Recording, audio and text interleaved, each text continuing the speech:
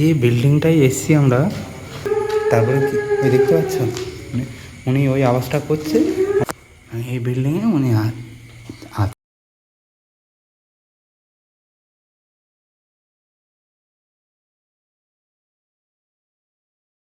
উনি বোঝাতে চাইছে যাই না। এই যে বিল্ডিংটায় এসছি আমরা, অবস্থাটা দেখো। উনি সিঁড়ি দিয়ে নেমেছে, আমরা ছাদে ছিলাম, বসে গল্প করছিলাম। তারপরে ওই দেখতে পাচ্ছ উনি ওই আওয়াজটা করছে, আমাদেরকে আমাদেরকে গা ভারী করে দিচ্ছে। এমন একটা পরিস্থিতির মধ্যে আমরা আজকে আছি। উনি নিচেই আছে, আমরা যে নিচেই নেমে গিয়ে বাড়ি যাবো, তো আমাদেরকে যেতে দিচ্ছে না। ওই যে উনি আবার আমাদেরকে অ্যাটাকও করেছে।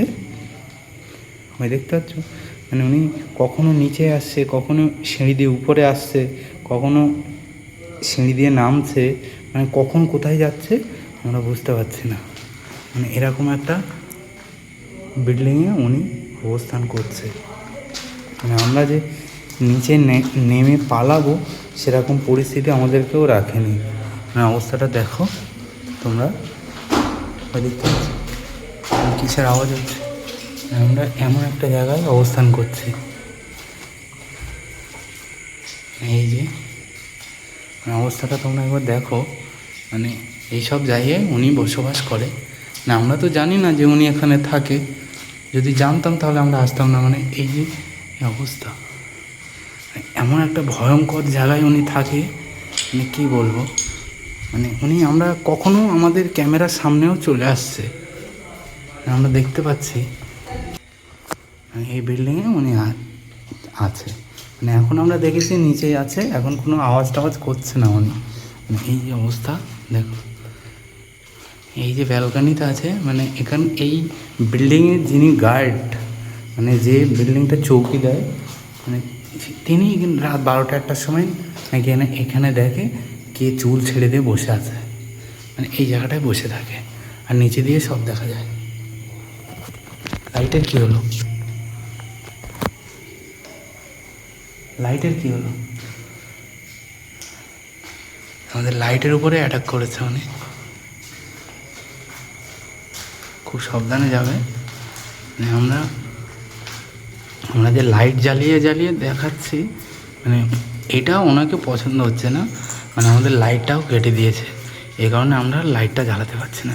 আমাদের কাছে একটা টর্চ লাইট ছিল, ওই টর্চ লাইটটা আমরা জ্বালিয়ে যাচ্ছি। এরকম জানলায় হুটনাট যদি কেউ এসে যায় তো মানুষের আচমকা একটা ভয় লেগে যাবে। এই যে সিঁড়িটা, আমরা তখন 3তলায় সিঁড়িতে ছিলাম, উনি এখান থেকে নামছিল। কীরকম একটা অবস্থায় নামছিল তোমরা দেখেছো আগে, আমি দেখিয়েছি। এই সিঁড়িতে এই জায়গাটায় উনি ছিল। সে অবস্থায় কীরকম একটা বিচ্ছিরি অবস্থায় হাঁটছে, হাসছে, কাঁদছে, কি জোরে জোরে পা ফেলছে, কি জোরে জোরে আওয়াজ হচ্ছে। তারপরে আমরা দেখলাম যে এই দিকে উনি চলে গেছে। কেউ আছে কি দেখি, কেউ নেই। অবশ্য পুরো ফাঁকাই বিল্ডিং, পুরো ফাঁকাই আছে, কেউ নেই। এরকম একটা ভয়ঙ্কর পরিবেশে উনি একাই বাস করে। এই যে দেখুন, এদিকে পুরো মাঠ, এদিকে কেউ থাকে না। এদিকে মাঠ, পুকুর, বাঁধা জঙ্গল আছে।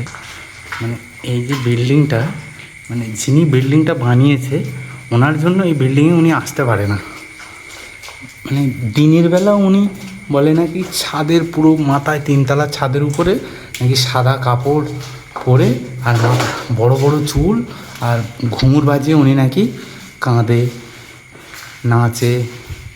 এরকম একটা পরিবেশে উনি বাস করছে। ওনাকে কেউ ডিস্টার্ব না করলে উনি কিচ্ছু বলবে না।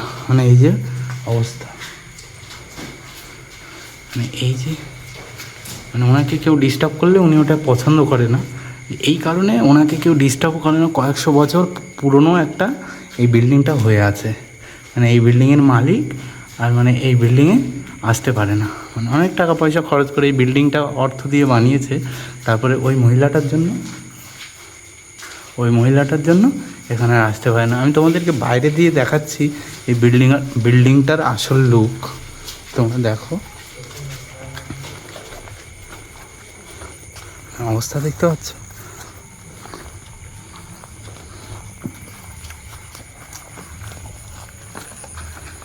এই যে সেই বিল্ডিংটা, এই যে সেই ভয়ঙ্কর একটা বিল্ডিং। ওই যে যেখানে লাইট মারছি, মানে উনি ওখানে রাত 12টা 1টার দিকে বসে থাকে।